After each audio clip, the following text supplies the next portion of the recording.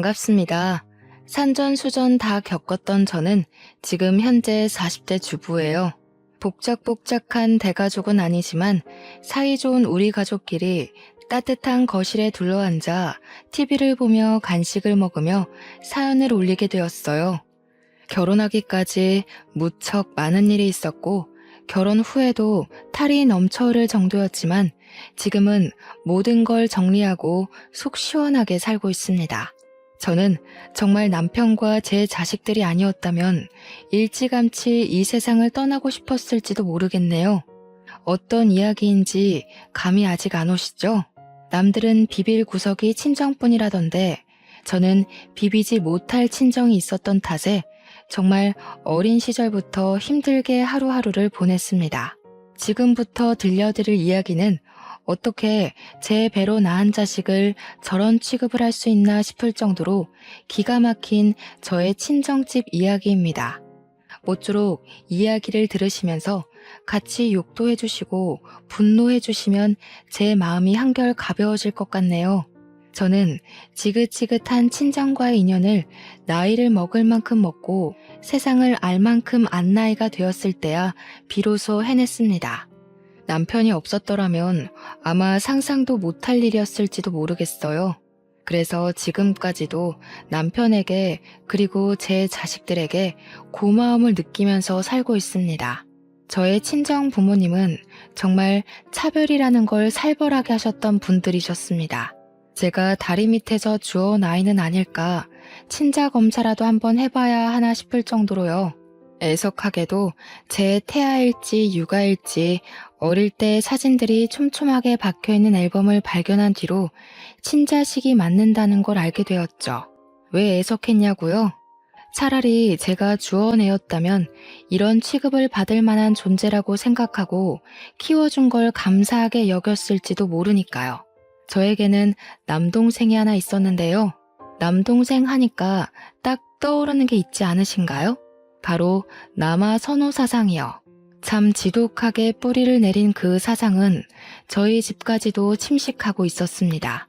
남동생은 뻗댈 자리 보고 눕는 성격인지라 금이야 오기야 길러 버릇없는 건 기본이고 저 하필 연년생인 덕에 저를 만만히 여기고 막 기어오르곤 했어요. 제가 지금에서야 남처럼 지내니까 이렇게 이야기도 하고 하지 예전에는 입에 그 애새끼 이름을 담는 것도 소름 끼쳐 했다니까요. 당연히 못된 것만 배워서 예의라는 건 눈꽃만큼도 없고 가족을 배려하거나 존중하는 것도 전혀 없었죠. 제 거는 다 지 것, 지 거는 또 다 지 것인 아나무인의 표본이었습니다. 그렇게 애가 자라는 데엔 부모님의 지대한 공이 있었죠. 눈에 넣어도 안 아플 자식이라며 걷다가 넘어지면 어쩌냐고 업고 다니셨는데 애가 당연히 그렇게 자라지 않겠어요? 평생을 왕처럼 떠받들여지며 살았는데 지 눈에 보이는 게 뭐겠습니까? 저는 당연히 어릴 때부터 아무런 대접도 받지 못하고 살았습니다. 먹는 걸로 차별받는 건 당연한 일상이었죠. 오히려 밥을 준다는 것에 감사하면서 살았다니까요. 남동생이 외식하고 싶다, 이거 먹고 싶다 하면 사다 바치느라 제가 학교에서 늦게 오거나 친구들이랑 놀다가 끼니를 놓치면 그냥 굶어야 했어요. 물론 제 동생이 밤 12시에도 통닭이 먹고 싶다 하면 우리 아버지 한달음에 나가 사오셨지만 제가 먹고 싶다고 하면 살찐다고 들어가서 잠이나 자라고 했죠. 그런 서름이 켜켜이 쌓이면 얼마나 큰 벽이 되는지 모르시죠? 나중에는 어떤 생각까지 하게 되냐면요. 내가 나중에 돈 벌어서 꼭 통닭을 쌓아두고 먹어야지 하는 식탐이 생긴답니다. 제가 식탁에 앉아서 다 같이 밥을 먹을 때 밥을 조금 빨리 먹거나 맛있는 반찬만 골라 먹으면 그때부터 또 잔소리가 시작되거든요. 계집애가 그렇게 많이 먹어서 살만 찌지 어디다 쓸래? 이런 소리야 타격감도 없어요. 맨날 듣는 레퍼토리인데 신선하지 않으니까요. 고3 수능 때도 도시락 싸달라고 했더니 찹쌀떡 받은 거 들고 가면 되지 않냐고 성적이 나와봐야 얼마나 잘 나오겠냐고 저를 무시했죠. 그러니까 우리 부모님은 남동생의 떨어지는 성적에는 관심 있어도 저의 오르는 성적에는 전혀 관심이 없었습니다. 오죽하면 성적표가 나오면 부모님 사인 받아오라고 하잖아요. 거기에 항상 제가 사인을 해야 했어요. 제 성적에는 아예 관심이 없으셨거든요. 그러다 보니 남동생은 과외도 하고 종합학원도 다니고 할 때에 저는 문제집이나 몇 권 사다 풀어야 했습니다. 계집애가 공부해봐야 큰 인물 못 된다면서 저 공부시킬 돈 있으면 아들한테 쏟아부어야 한다고 했거든요. 동생이 돌머리라 공부에 관심도 없고 돈을 쏟을 만큼 성적이 안 나온다는 사실은 속 깊이 묻어두시고 눈 가리고 아웅하셨죠. 저라면 공부 잘하는 자식에게 투자할 것 같은데 아무리 공부를 잘하는 자식이라도 아들 아니면 소용없다 이거였습니다. 딸은 어차피 시집가면 그만 아니냐고 애 키우면 회사 일도 못하는데 공부해봐야 쓸모없다 이거죠. 그래서 저는 당연히 아무런 지원도 받지 못하고 대학 입학을 했고요. 저 대학도 꽤 잘 나왔습니다. 동생은 쳐다도 못 볼 서울에 있는 국립대 출신이고요. 학점도 잘 유지한 덕분에 취업도 금방 했어요. 틈틈이 스터디 활동을 하면서 쌓아온 인맥도 무시 못했고 이곳저곳에서 들은 정보로 자격증도 미리 준비한 덕이었죠. 회사도 일반 중소나 중견도 아닌 무려 대기업 본사에 취직했습니다. 제가 대기업에 취직할 동안 제 동생은 뭘 했는지 궁금하지 않으세요? 뭘 했겠어요? 그냥 탱자탱자 놀았죠. 대학도 겨우 경기도에 있는 전문대 졸업해놓고 군대 갔다 오더니 그때부터 하루 종일 집에서 게임하고 자고 술 처먹고 하더라고요. 그러더니 저한테 대기업 다니는 누나 덕 좀 보자면서 용돈이나 내놓으라 하대요. 남동생이 당당하게 요구를 하니까 우리 부모님도 저한테 그 정도는 해줄 수 있지 않냐면서 대기업 다니는 딸 덕 좀 보재요. 본인들 노후 준비도 해야 하니 연금보험을 들어달라, 적금은 부모 이름으로 해라, 매달 생활비를 달라, 난리도 아니었습니다. 거기다가 새로 보험 하나 가입하겠다고 저한테 쓱 들이미는데 보험료까지 내달라는 거였어요. 솔직히 말해서요. 저한테 남동생에게 해준 거 반만이라도 해줬으면 제가 어느 정도는 해드렸을 거예요. 대기업 본사직 초봉이 생각보다 꽤 되거든요. 짝수달마다 성과급도 나오고요. 그런데 저한테 해준 거 없이 달라고만 하니까 제 지갑이 열리겠어요? 나한테 왜 이러나 싶고 반감만 늘어나는 거죠. 퇴근하고 집에 와서 좀 쉬고 싶은데 허구한 날 방에 들어와서 월급날이 언제랬지? 현금 좀 있니? 이러고 있으니 제가 얼마나 집을 떠나 살고 싶었겠습니까? 결국 입사한 지 8개월 만에 돈 타령하는 가족들이 지겨워서 회사 근처에 원룸을 얻었습니다. 핑계는 출퇴근하기가 멀고 힘들어서 그런다고 했지만 사실은 가족들을 피하고 싶어서 집을 나오게 된 거였죠. 근데 제가 집을 나오니까 제 동생이 아주 난리가 난 겁니다. 제가 한 푼 두 푼 쥐어주는 용돈이 그리웠던 거였겠죠? 저한테 다 큰 여자가 무슨 집을 나가 사냐고 하는데 원래 다 크면 나가 살아야 하는 게 독립적인 성인의 모습 아니겠어요? 자기가 해놓은 게 아무것도 없는 찌질이라 부모한테 용돈 받아 생활한다는 건 아예 생각도 못하는 느낌이었죠. 그러면서 시집가면 어차피 나가 살 건데 그 전까지 집에서 부모님이랑 부대끼며 살아야 하는 거 아니냐고 아주 온 가족이 똘똘 뭉쳐서 저한테 한 푼이라도 더 뜯어가려고 안달난 사람들처럼 굴었습니다. 저는 당연히 그 모든 걸 무시했죠. 혼자 살면서 먹고 싶은 거 마음껏 사 먹고 취미 생활도 즐기고 혼자만의 여유로움을 만끽하다 보니까 제 성격 자체가 바뀌더라고요. 남들 눈치도 덜 보고 살고 항상 밝고 즐거운 에너지가 가득한 사람으로 점차 변해갔습니다. 삭막하고 불편한 집에서 살다가 오롯이 저만을 위한 공간을 가지니 사람이 달라져요, 정말. 그런 저를 예쁘게 봐주시던 옆팀 과장님이 저에게 은근슬쩍 데이트 신청을 해왔고 평소에 꽤 서글서글한 인상으로 인기가 많았던 분이라 저도 좋다고 했어요. 그분은 제가 입사했을 때부터 눈여겨봤다고 하시면서 요즘 들어 기분이 좋아 보이길래 혹시 남자친구 생긴 건 아닐까 조바심이 났다고 하더라고요. 저는 그동안 꽤 우울한 인상이었나 봐요. 그래서 연애도 한번 못 해봤던 걸지도 모르죠. 저의 첫 연애는 정말 너무나도 행복했습니다. 늘 주위에 남동생만 챙기던 사람들만 가득했던 터라 누군가 저를 이리 챙겨주고 보살펴준다는 게 너무 행복했죠. 그렇게 저는 과장님과 결혼을 하게 되었습니다. 물론 결혼을 결정하기까지의 과정이 절대로 쉬운 일이 아니었죠. 저랑 남편이 둘 다 대기업에 다니니까 넉넉하게 살 수 있는 형편이지 않겠어요. 거기다가 남편은 저보다 직급이 높았고요. 그러니까 친정에서 저희한테 대기업 다니는 부부 덕 좀 보자고 용돈을 고정적으로 달라고 요구를 하시더라고요. 도대체 저한테 해준 게 뭐가 있어서 덕을 자꾸 보자고 하시는 건지 이해할 수가 없었죠. 심지어 조건도 어이가 없을 정도였어요. 매달 생활비로 100만 원씩 주고 보험비 30만 원에 차량 유지비 20만 원까지 해서 50만 원씩 보내달라고 하시더라고요. 제가 미쳤습니까? 인연을 끊고 사는 게 제 소원이나 다름없는데 근데 남편은 아무래도 친정이니까 150만 원은 무리여도 일정 금액 지원을 해드리고 싶다는 식으로 저에게 말을 하더라고요. 결국 저와 남편은 사소한 다툼을 하게 되었죠. 제가 죽어도 못 주겠다고 했거든요. 그거 주면 우리 나중에 애 낳고 무슨 돈으로 살겠냐고 했는데 남편은 그거 없어도 충분하다는 식으로 이야기를 했어요. 저는 그 돈을 차라리 적금처럼 모으자고 했고요. 결국 남편에게 제가 차별받고 자란 이야기를 할 수밖에 없었고 자존심이 많이 상했습니다.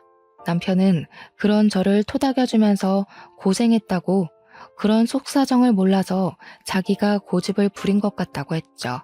당연히 친정에는 돈 못 준다고 했고 딸 키워봐야 소용없다는 소리가 돌아왔습니다.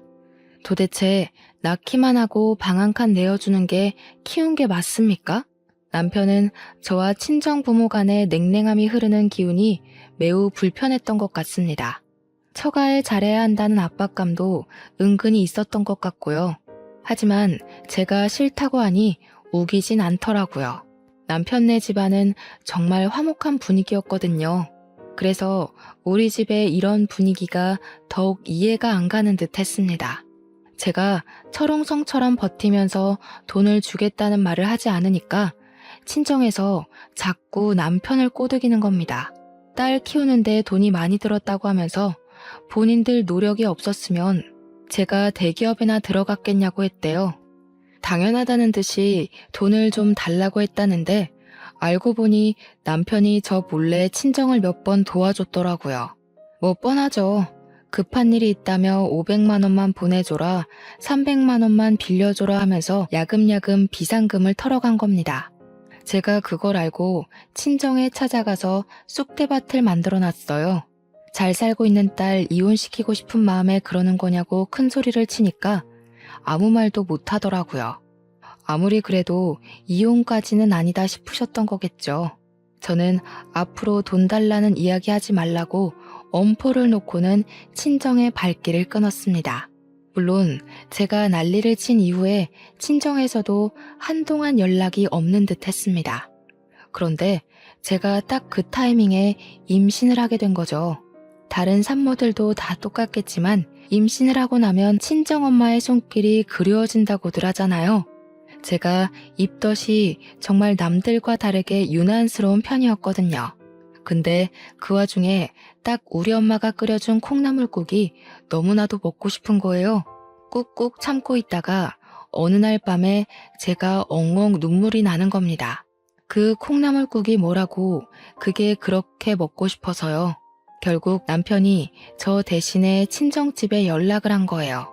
장모님, 와이프가 입덧이 심한 와중에 장모님이 끓여주신 콩나물국이 너무 먹고 싶대요 하면서요. 오죽 제가 서러워 보이고 힘들어 보였으면 우리 남편이 그런 연락을 다 했나 싶었죠. 그런데 참 우리 친정 부모님 한평생을 그리 살아서 그런지 사람 쉽게 안 변하더라고요. 이때다 싶었는지 집에 찾아와서 콩나물국 끓여주시면서 은근히 집에 새 물건 들어온 게 있나 없나 살피시더라고요. 이거는 광고에서 본 건데 되게 좋아 보이네. 얼마니? 나도 갖고 싶다. 이런 거요. 거기다가 처음에는 호의라고 생각했던 콩나물국이었는데 알고 보니 올 때마다 남편한테 차비를 좀 달라고 하면서 5만 원, 10만 원씩 챙겨가셨더라고요. 진짜 제가 그 사실을 알고 얼마나 환멸이 나던지. 쪽팔린 건 둘째치고 남편한테 너무 면목이 없더라고요. 그렇게 두어 달 지나고 입덧이 사라지고 나니까 아무거나 다 잘 넘어가더라고요. 중간중간 먹고 싶은 음식이 생각이 났지만 그게 친정엄마의 음식은 아니었어요. 그래서 더 이상 오지 말라고 했더니 그간 받았던 차비가 쏠쏠했던 건지 그래도 엄마 손맛이 최고 아니냐고 집에 자꾸 오려고 하더라고요. 됐어요. 더 이상 차비 못 드려요 하니까 그 뒤로는 오겠다는 연락이 뚝 끊겼어요. 아이를 출산할 때도 정말 고생해서 낳았거든요. 물론 다른 분들도 고생하셨겠지만 저는 유독 난산이었어요. 그래서 조리원에 간다고 했더니 엄마가 해주는 몸조리가 최고 아니겠네요. 그러면서 그 돈 자기 주면 자기가 알아서 다 해주겠다고 남편을 막 꼬드기는 겁니다. 그래서 제가 죽어도 싫다고 조리원에 가겠다고 했거든요. 2주일 동안 푹 쉬고 얘랑 같이 집으로 돌아와서 육아를 하는데 정말 지옥이더라고요. 잠을 못 자서 코피를 쏟아본 게 태어나서 처음이었습니다. 수능 볼 때도 코피를 쏟아본 적이 없었거든요. 그걸 보다 못한 남편이 결국 또 친정에 SOS를 치게 된 것입니다. 아무래도 시어머니보다야 친정어머니가 낫지 않겠냐는 마음에서 한 일인데 저는 차라리 시댁이 나았을 것 같아요. 친정엄마가 오자마자 남편에게 월 100만 원씩 주라고 그러면 애를 봐주겠다고 했대요. 남편은 제 생각해서 100만 원씩 보내드리겠다고 아이 키우는 데에 도움을 좀 주셨으면 좋겠다고 부탁했고요. 근데 참 우리 엄마 와서 애를 보기는커녕 맨 TV만 보고 애가 울면 저한테 애 운다 이러고 앉아있는 겁니다. 심지어 밥도 처음에는 이것저것 잘 차려주는 것 같더니 나중엔 귀찮은지 반찬을 사와서 차려주더라고요. 물론 사온 반찬이 싫다는 건 아니에요. 저도 반찬은 사 먹으니까요. 근데 그럴 거면 제가 왜 월 100만 원이나 주면서 우리 엄마랑 불편한 육아를 해야 하는 건지 모르겠더라고요. 그래서 한 달 딱 채우고 더 이상 오지 마시라 했습니다. 그랬더니 친정엄마가 이렇게까지 도와주는 집도 없다면서 고마운 줄도 모른다고 제 욕을 하시더군요. 아이 한 번 시켜준 적이 없고 분유도 제대로 타지 못하는 사람이 도대체 무슨 육아를 도와준다고 하는 건지. 우리 남편 붙잡고 다시 한번 구구절절 이야기를 했어요. 우리 집은 잘해줘봐야 고마운 것도 모르는 파렴치한 집안이라고요. 도와줄 돈 있으면 차라리 시댁에 잘하자고, 시댁이 훨씬 편하니까 제발 친정에 연락하지 말아달라고 했어요. 근데 그 말이 진짜 사실이었거든요. 온화하신 시댁 어르신들이 우리 가족보다 더 가족같이 느껴져서 제가 참 여러모로 잘 챙기면서 살았거든요. 우리 집이랑 다르게 엄청나게 화목한 집안이라고 했잖아요. 제가 해드리는 게 무엇이든 꼭 저에게 배로 돌려주시는데 정말 제 친부모 같은 느낌을 받았달까요? 서로가 서로에게 잘하려고 하니까 사이가 점점 더 돈독해졌죠. 진짜 얼마나 바랬는지 몰라요. 이런 부모 밑에서 크고 싶었어요. 우리 딸이 4살쯤 되었을 때 남동생이 결혼을 하게 되었습니다. 근데 제대로 된 결혼도 아닌 것 같았어요. 아무튼 결혼식을 앞두고 보고 싶지 않은 친정이라도 어쩔 수 없이 이것저것 도우느라 만나고 있었는데 대뜸 저한테 엄마가 묻더라고요. 동생 결혼식에 축의금 얼마 낼 거냐고요. 그래서 제가 눈을 치켜뜨면서 대꾸를 했죠. 내가 왜 축의금을 내냐고요. 제 결혼식에도 축의금 안 냈거든요, 동생이. 그랬더니 그때랑 같냐면서 저는 대기업에 다니고 있고 제 동생은 엄청 작은 사업장에 다니고 있지 않냐면서 상황이 다르대요. 제가 결혼할 때는 동생이 돈이 하나도 없었던 시절이니까 못 낸 거지만 저는 지금 낼 수 있는 상황 아니냐고요. 솔직히 동생 결혼식에 금액이 얼마가 됐든 축의금 못할 건 아니죠. 그렇지만 그동안 저한테 보여줬던 행동이 있으니까 솔직히 5만 원도 너무 아까웠단 말이에요. 남편이 이미 축의금으로 100만 원을 주자고 했었는데 제가 반으로 깎았거든요. 그래서 엄마한테 그냥 알겠어. 50만 원만 낼게 했어요. 그랬더니 저한테 막 역정을 내면서 가족인데 50이 뭐냐고, 그것도 대기업 다니는 누나가 50만 원이 뭐냐고 그러는 겁니다. 축의금도 100만 원 내고 남동생 신혼집에 커다란 TV 하나 사주래요. 우리 딸 내복이라도 한번 사오는 정성을 보였다면 몰라도 조카한테 선물 한번 사준 적 없는 놈한테 제가 왜 TV를 사줘야 하나요? 절대로 싫다고 했더니 우리 남편한테 전화를 걸어서 100만 원 축의금 내고 TV도 사주라고 하는 겁니다. 우리 남편이 제 눈치를 살피다가 그건 어려울 것 같다고 하니까 집에 찾아와서 애걸복걸 하더라고요. 이미 사돈 집에 우리 대기업 다니는 딸이 TV 놔줄 거니까 혼수에 TV는 해오지 말라고 했다면서 저한테 어떻게 할 거냐요. 그 상견례 자리에 심지어 저는 부르지도 않았거든요. 그래놓고 TV를 내놓으라고 하는 게 말이 됩니까? 죽어도 못 해준다고 했죠. 그러니까 저보고 못된 년이라고 난리를 치더니 결국 엄마가 TV를 해줬더라고요. 저 결혼할 때는 진짜 아무것도 안 해줬거든요. 그 흔한 휴지 한 팩도 안 사주신 분입니다. 진짜 미치도록 짜증이 났지만 저는 참고 넘어갔어요. 애초에 그런 사람이었으니까 더는 기대하지 말자. 정말 이제는 연락도 하지 말자. 몇 번이나 되새김질하면서 결혼식에 참석을 했습니다. 결혼식 당일에서야 옳게 될 사람을 처음 만났다는 게 믿어지실까요? 신부 대기실에서 저를 보고 깜짝 놀라서 해외에 나가 있는 줄 알았다고, 어쩜 얼굴 한 번을 못 볼 수가 있냐고 아쉽다고 하더군요. 제가 올케를 만나서 무슨 이야기를 할지 모르니까 애초에 만나는 걸 차단시킨 듯 했어요. 해외라니, 옆 동네에 있는 대기업 본사에 다니고 있는데 참 마음이 씁쓸하더라고요. 어차피 결혼을 하고 나면 볼 일은 별로 없을 것 같긴 했지만 그래도 사람 마음이 좀 찜찜한 겁니다. 우리 엄마가 워낙 아들 우리 아들 하는 사람이니까 애먼 사람 데려다가 시집살이를 시킬 것 같은 생각이 드는 거죠. 그래서 올케에게 제 번호를 알려주고 힘든 일 있으면 꼭 저한테 전화하라고 단단히 일러두었어요. 그러니까 왜 그러세요? 무슨 일 있어요? 하는 거예요. 아주 머리에 꽃이 들은 건지 천진난만하게 물어보는데 혹시 시집살이를 시킬 수도 있잖아. 내가 올케 편을 들어줄게 했죠. 그랬더니 저한테 되려 어머님이 저한테 시집살이를 시키실까요? 하는 겁니다. 딱 봐도 그냥 순진한 아이 같았습니다. 결혼식이 무사히 끝나고 저랑 남편은 집으로 돌아오면서 돌아와서도 한참을 이야기를 했어요.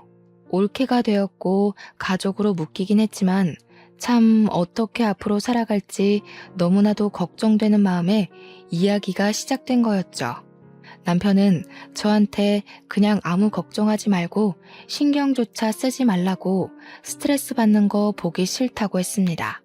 그나마 마음이 태평양처럼 넓은 우리 남편이기에 제 스트레스도 저의 못돼 먹은 친정도 버티면서 살았지 다른 사람이었으면 아마 진즉 이혼했을 거예요.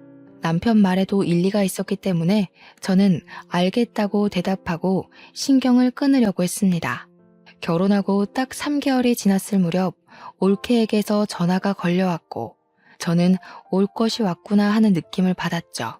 아무 일 없는 듯 무슨 일이냐고 물었더니 올케가 무척 당황한 목소리로 시모가 조금 이상한 것 같아요 하더라고요.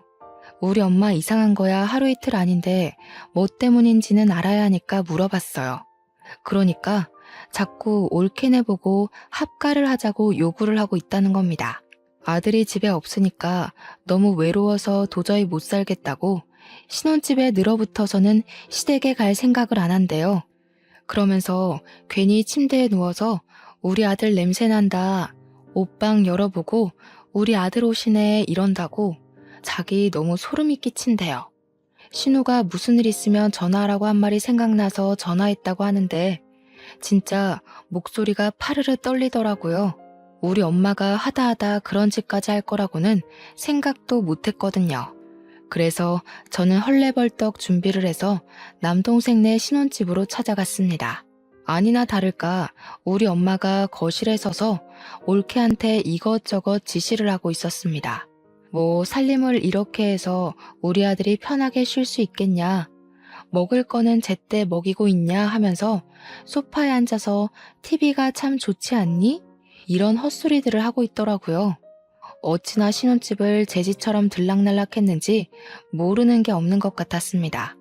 아직도 김치 냉장고에 반찬 사온 거 넣어두고 먹니? 내가 냉장고 정리하라고 했지?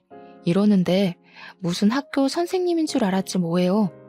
며느리 길들이기에 심취한 건지 제가 와서 빤히 보고 있는데도 눈치를 못 채고는 올케한테 난리를 치고 있더라고요. 제가 참다 못해서 결국 엄마 하고 소리를 지르니까 놀래서 여기에 네가 왜 왔어? 하는 게 아니겠어요? 그래서 쪽팔리게 이게 뭐 하는 짓이냐고 당장 나오라고 소리를 쳤어요. 그러니까 내 아들 집에 놀러 온 게 뭐가 잘못이냐고 뻔뻔하게 소리를 치면서 올케한테 네가 연락했니? 나 오는 게 그렇게 싫어? 하는 겁니다. 아니, 그렇게 아들이 좋으면 끼고 살지 결혼을 왜 시켜서 남의 집 딸한테 온갖 트집을 다 잡고 있어. 이 모양 이 꼴로 살라고 아들 결혼시킨 건 아니지 않아? 엄마 정말 무슨 짓을 하고 있는지 몰라서 그래. 얘는 고작 축의금 50만 원 내놓고는 할 말도 많다 진짜. 그러면 내가 축의금 500만 원을 냈으면 신혼집에 내 방 하나 마련해줘라 해도 상관없다는 거야 뭐야? 제 말이 틀린 게 하나도 없으니까 엄마도 입을 꾹 다물고는 아무 소리 안 하더라고요. 제가 진짜 지긋지긋해서 엄마한테 당장 나오라고 했어요. 엄마가 도대체 아들 결혼할 때 뭘 얼마나 해줬으면 해줬다고 여기서 이런 잔소리를 하고 있냐고 올케가 알아서 어련히 잘하겠지 했죠.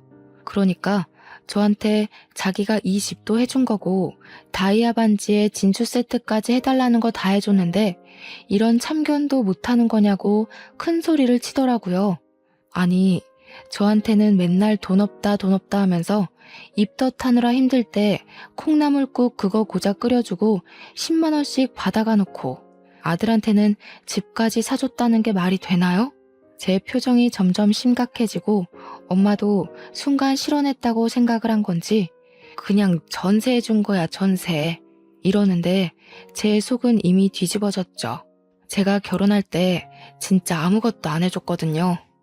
그 흔한 혼수 하나 해준 게 없어서 제가 그동안 모아둔 적금 탈탈 털어서 결혼했는데 아들한테는 전셋집까지 해준 것도 모자라 며느리 예물 세트까지 모조리 다 해줬다고 하니까 제가 열불이 안 터지겠냐고요. 그래도 올케 편을 들어주기로 약속하고 온 자리니까 화를 꾹 참아내리면서 이야기를 했어요. 전세고 나발이고 아들 이혼시키고 싶은 거 아니면 더 이상 신혼집에 방문해서 이래라 저래라 참견하지 말라고요. 그리고 올케한테도 솔직히 할 말이 많았지만 그냥 참았습니다. 전셋집도 받고 예물 세트도 받은 주제에 그 정도 참견은 넘어가라고 하고 싶긴 했어요. 근데 뭐 우리 엄마가 워낙 심하게 굴긴 했으니까요. 엄마도 제 말을 듣는 사람은 아니지만 그래도 한동안 자중하는 건지 집에 시도 때도 없이 찾아오진 않는 것 같더라고요. 올케한테도 그냥 네네 하면서 순종적으로 굴지 말고 남동생 머리채라도 쥐어뜯으면서 반항을 하라고 했습니다. 그래도 엄마가 아들 말이면 껌뻑 죽는 사람이니까 최대한 남편 이용해서 해결하라고 했죠. 만약 제가 올케 입장이었다면요. 미저리 같은 시모 무서워서 하루빨리 이 집을 탈출하고 싶은 생각이 간절할 것 같거든요. 생각을 해보세요. 아무리 남편을 사랑한다고 해도 저런 시어머니를 평생 보면서 살 수 있겠어요? 벌써부터 합가하자고 조르는 마당에 더 늙으면 합가하자고 말도 없이 짐 싸들고 집으로 찾아오실 분들이라니까요. 그런데도 우리 올케는 생각 없이 덜컥 임신을 하더라고요. 제가 남동생네 임신했다는 소식을 듣자마자 정말 남동생도 대책이 없는데 올케도 대책 없이 사는구나 싶었습니다. 한 가지 다행인 건 올케의 자궁이 약해서 임신 기간 내내 안정을 취해야 한다는 이야기를 들었다는 거예요. 그 덕에 우리 엄마가 신혼집에 방문해서 올케를 구박하거나 스트레스를 주는 일이 완전히 멈췄다는 거죠. 아들의 자식이 잘못될까봐 신혼집 방문을 아예 끊어버린 겁니다. 저는 뭐 답답하면서도 이왕 임신까지 한 마당에 아이 잘 낳고 잘 키워보라고 덕담을 해주었습니다. 그런데 문제는 여기서부터 시작이 되었습니다. 올케가 힘든 10개월의 임신 기간을 거치고 아들을 낳게 된 거죠. 하지만 우리 친정의 남아 선호 사상이 얼마나 대단한지 저는 알고 있지만 우리 올케는 차마 몰랐던 거죠. 3대 독자인 내 남동생의 하나뿐인 아들이니까 무려 4대 독자 아니겠습니까? 친정엄마가 거의 올케한테서 아이를 빼앗다시피 해가지고 우리 아들 내 새끼 했다는데 올케는 자기 아들인데 맨날 시모가 애를 데리고 사라지니까 열이 받는 거죠. 하루 이틀 그러면 몰라도 딱 출산하자마자 맨날 집에 찾아와서는 손 하나 까딱 안 하고 애만 이쁘다 해주니까 몸조리 해야 할 올케가 잡일은 다 하고 시모가 집에 있으니까 쪽잠도 못 자고 집안 살림으로 트집 잡는 건 여전하고 게다가 삼시세끼를 차리라고 했대요. 아무리 며느리라지만 그렇게까지 괴롭힐 이유가 뭐가 있을까요? 나중에는 우리 엄마가 아예 남는 방 하나에 또아리를 틀고 집으로 가질 않더랍니다. 합가 노래를 부르더니 셀프 합가했다면서 올케한테 내가 여기서 좀 지낼게 하고 애만 쏙 데려가고 더 웃긴 건 애가 울고불고 보채면 올케한테 쓱 넘기더래요. 우는 애는 엄마가 달래야지 하면서요. 우리 올케가 스트레스에 거의 반 미쳐서는 맨날 남동생이랑 싸웠대요. 충실하게도 내가 머리채 잡고 싸우러가 한 말이 기억이 났는지 남동생 머리털을 다 뽑아놨다지 뭡니까? 그 꼴을 우리 엄마가 가만히 보고 있었겠어요? 어느 며느리 주제에 우리 아들 머리털을 죄다 뽑아놨냐면서 난리를 치더니 안방에 떡하니 들어와서는 그러더래요. 내가 우리 아들이랑 애랑 셋이 잘 테니까 너는 작은 방 가서 자라. 이게 막장 드라마지 사람 사는 이야기가 맞습니까 정말? 올케가 저를 찾아와서는 신우, 저 정말 피가 말라 죽기 일보 직전이에요 하면서 엉엉 우는데 이야기를 듣는 내내 얼굴이 화끈거려서 참을 수가 없었어요. 아무리 그래도 어떻게 시어머니가 안방을 차지하고는 며느리 보고 나가라고 할 수가 있어요. 그리고 남편이라는 놈은 그걸 지켜만 보고 있다뇨. 이건 정말 유튜브 사연으로 끝낼 게 아니라 공중파 막장 드라마에 충분히 나와도 될 소재 아닌가요? 그날 이후 올케가 열받아서 아예 짐을 싸들고 친정으로 가버렸대요. 남동생한테는 더 이상 너랑 못 살겠다 문자만 하나 덜렁 남기고요. 정말 저는 이 꼴이 언젠간 나올 거라고 예상은 했지만 올케가 애도 버리고 몸만 그렇게 덜렁 나가버릴 줄은 꿈에도 생각 못했습니다. 우리 엄마가 저 산후조리를 도와줄 때 봐서 이미 알고 있긴 했지만 애를 잘 보는 사람은 전혀 아니거든요. 그냥 애를 예뻐해 줄 줄만 알았지 애가 뭐가 필요하고 어떤 걸 찾는지 전혀 모르는 사람이다 이 말입니다. 애가 아프다고 울어도 배고픈 줄 알고 분유만 주고 기저귀 갈아달라고 우는데 심심해서 우는 줄 알고 모빌이나 틀어주니까 애가 제정신이겠어요? 하루 종일 울기만 빽빽 울어대고 우리 엄마는 아무것도 몰라서 이걸 어쩌냐 저걸 어쩌냐 하고 있고 웃긴 게 그러면서도 올케한테 곧 죽어도 잘못했다 참견 안 하겠다 돌아와라 이런 말은 안 하더라고요. 올케는 오히려 친정으로 도망친 이후에 산후조리도 제대로 하면서 몸관리, 정신관리 제대로 하고 있는 듯 보였고요. 조카는 아프다고 우는데 우리 엄마는 분유만 콸콸 쏟아부었고 연약한 조카는 결국 장염에 걸려서 탈수 증세를 보이고 병원에 입원을 하게 되었습니다. 병원에서도 애가 이렇게 열이 나고 토하고 설사를 하는데 보호자분은 뭐 하셨어요? 하는데 남동생도 엄마도 아무 말 못하고 멍하니 있더라고요. 결국은 한 발 굽히고 들어가야겠다며 엄마가 제 앞에서 올케한테 전화를 걸어서 며느리야 이제 그만 돌아와라 하시더라고요.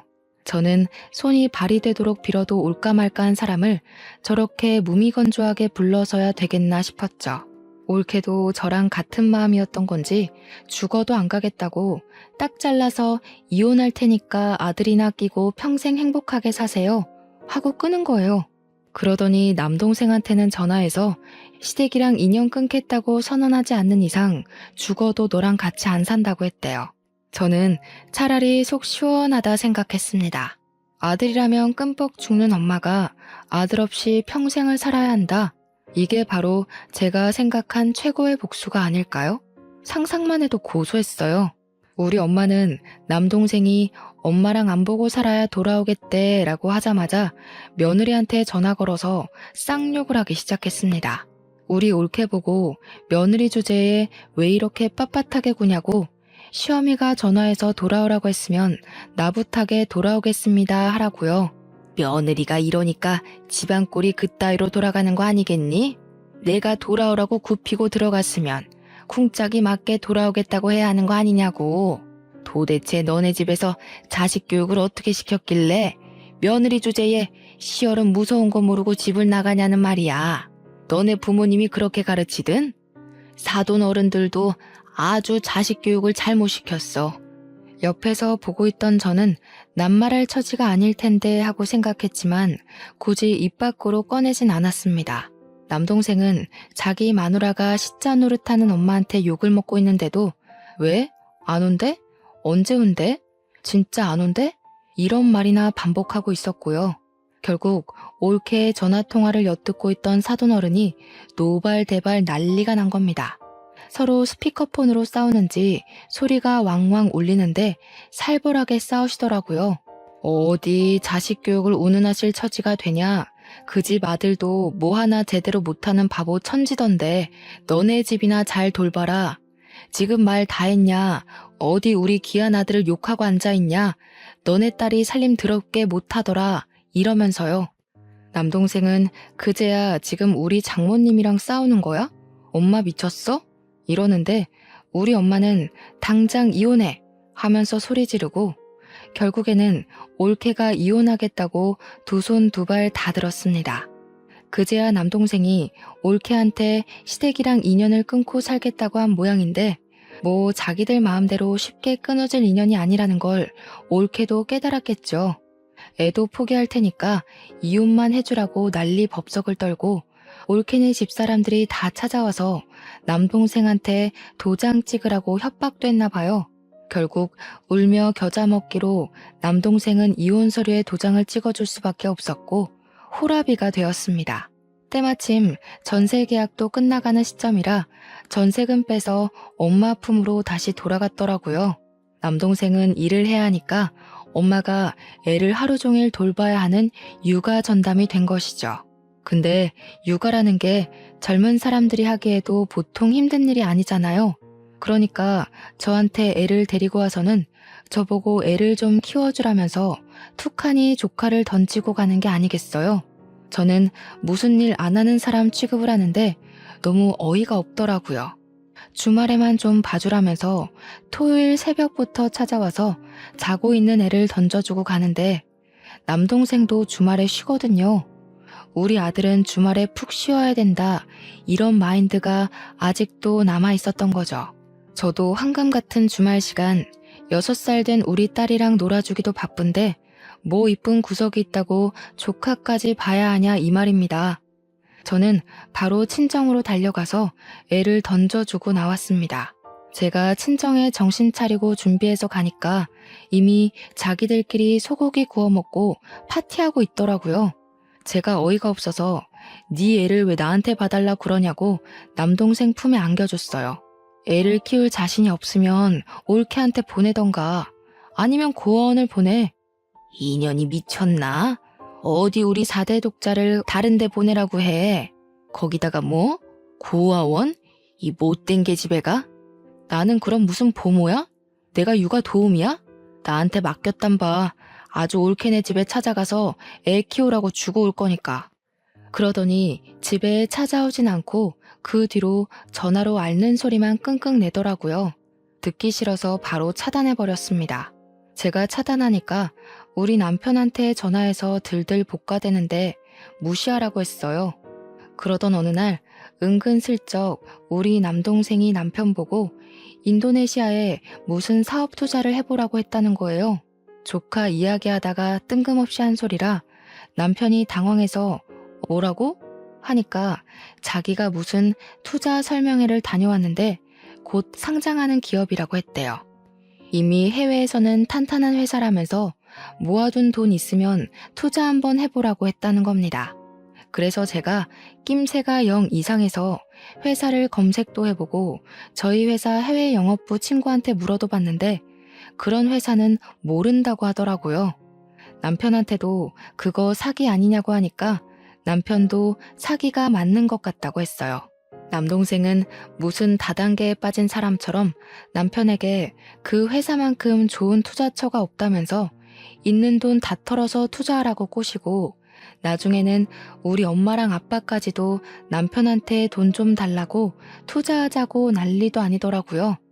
그래서 솔직하게 그거 사기 같던데요 하고 남편이 말을 했대요. 그랬더니 제 남동생이 그 회사에 다니고 있다는 겁니다. 자기가 다니는 회사인데 투자자들 모시고 있는 거라며 월급도 잘 나오고 미래 가치가 인정되는 회사라고 하더래요. 우리 엄마 아빠도 있는 돈 다 털어서 투자를 했다고 자기 신혼집 전세 자금 뺀 돈도 다 털어서 투자를 했대요. 그러면서 매형 1,000만 원만 투자해봐요 이러더라는데 남편이 한사코 거절을 한 거죠. 우리 친정에서는 기회도 못 잡는 바보라면서 어느 사기업체가 이자를 따박따박 주냐고 하는 겁니다. 완전히 싱글벙글 난리가 났는데 투자 금액의 일정 수익을 돌려받는 형태의 투자래요. 2달 동안 이자를 꽤 많이 받았다고 신나서 이야기하는데 그게 딱 폰지 사기 수법이잖아요. 제가 지금이라도 발 빼라 그거 사기 맞는다고 이야기했는데 저한테 멍청한 것 평생 은행 이자나 받아먹으면서 살라고 하더군요. 투자 금액에 비례해서 이자가 지급되다 보니까 친정 식구들이 눈이 돌아서 집 담보대출까지 받아서 억 단위의 돈을 더 쏟아부은 거예요. 그런데 정말 딱 4개월 만에 회사가 종이 조각이 되어 사라진 거죠. 투자 금액도 날리고 더군다나 그 회사를 재직 중인 걸로 되어 있던 동생은 폰지 사기에 주범격으로 연루까지 되면서 난리가 났습니다. 그러면서 저한테 합의금이 필요하다고 당장 대출금이 필요하니 돈을 좀 빌려달라고 난리를 치는데 제가 왜 해줘야 하는지 모르겠더라고요. 애초에 제가 그거 사기라고 돈 쓰지 말고 회수하라고 했음에도 불구하고 저보고 멍청이라고 하더니요. 그러더니 저한테 먹고 살 방법을 찾아야겠으니 제발 조카만이라도 데려가서 키워주면 안 되겠냐고 하더이다. 애가 무슨 죄가 있겠나 싶어서 데리고 왔어요. 남동생은 사기로 실형받아 잡혀 들어가고 친정 부모님은 빚 갚는다고 팔자에도 없던 식당 일에 대리운전하시고 저는 조카를 어찌할까 고민하다가 올케한테 연락해서 애를 데려가라고 했습니다. 올케가 한달음에 달려와서는 엉엉 울면서 안 그래도 애가 너무 보고 싶었는데 꾹 참고 있었다고 하더군요. 그래서 사정을 설명해주고 양육권 반환 소송을 걸어서 친권 양육권 찾아오라고 했어요. 또 시키는 일은 잘하는 올케라 바로 변호사 선임해서 소송을 걸었고 올케가 아이를 데려가게 되었습니다. 우리 집에서는 당연히 4대 독자를 어디 집 나간 며느리가 데리고 가냐면서 난리가 났죠. 그런데 법적으로 친권, 양육권 모두 올케한테 간 걸 어쩌겠어요. 이런 일이 오지 않길 바랐으면 아들을 그렇게 아나무인 사기꾼으로 키웠으면 안 되는 거죠. 저한테 네 짓이지 하는데 올케가 알아서 잘 키우겠지. 그냥 포기하라 했습니다. 올케는 애랑 행복하게 살고 있는 듯하고 우리 친정은 폭삭 망했습니다. 우리 집에 방 한 칸만 내어달라고 사정사정하는 거 저는 죽어도 싫다고 안 되겠다고 거절했습니다. 그 뒤로 몇 개월을 찾아와 돈 좀 달라고 도와달라고 비는데 그 꼴 보기 싫어서 이사까지 했고요. 지금은 번호도 바꾸고 연락도 하지 않고 완전히 남남처럼 지내고 있습니다. 이래서 아들 해봐야 하나도 소용없는 것 아니겠습니까? 만약 저에게 고기 반찬만 해줬어도 산후조리만 똑바로 해줬어도 돈 달라고 강짜만 놓지 않았어도 도와주고도 남았을지도 모르죠. 하지만 저한테 바라는 게 돈밖에 없는 아나모인들에게는 해주고 싶지 않네요. 지금처럼 쭉 우리 가족끼리만 잘 먹고 잘 살 겁니다. 아주 보란 듯이요. 제 강단이 어떠신가요? 사이다 같아서 마음에 드셨으면 좋겠네요.